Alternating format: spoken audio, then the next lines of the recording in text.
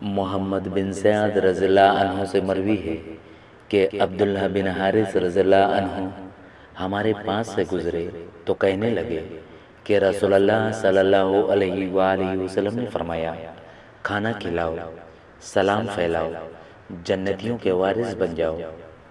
حضرت سعد بن ابی وقاص رضی اللہ عنہ بیان کرتے ہیں، فتح مکہ کے سال میں شدید بیمار ہو گیا، حتیٰ کہ میں موت کے کنارے پہنچ گیا۔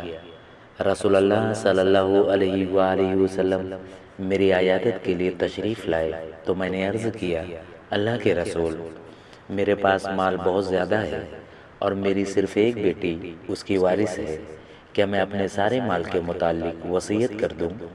فرمایا، نہیں۔ میں نے عرض کیا، اپنے مال کا 2/3؟ فرمایا، نہیں۔ میں نے عرض کیا، نصف؟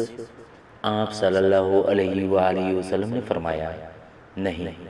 میں نے عرض کیا، 1/3؟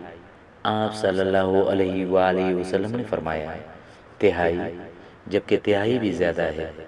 اگر تم اپنے وارثوں کو مالدار چھوڑو، یہ اس سے بہتر ہے کہ وہ تنگ دست ہوں اور لوگوں کے آگے ہاتھ پھیلاتے پھریں، اور تم اللہ کی رضا کے لیے جو بھی خرچ کرو گے اس پر تمہیں اجر دیا جائے گا، حتیٰ کہ وہ لقمہ جو تم اپنی اہلیہ کے منہ تک پہنچاتے ہو۔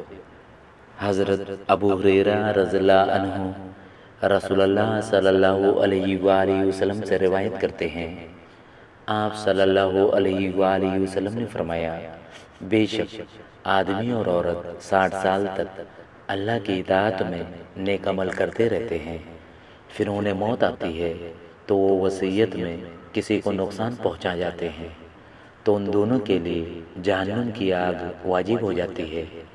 پھر ابو ہریرہ رضی اللہ عنہ نے یہ آیت تلاوت فرمائی۔ ترجمہ: وراثت کی تقسیم وصیت کے نفاذ اور قرض کی ادائیگی کے بعد ہے، اور وہ وصیت نقصان پہنچانے والی نہ ہو، اور یہ بہت بڑی کامیابی ہے۔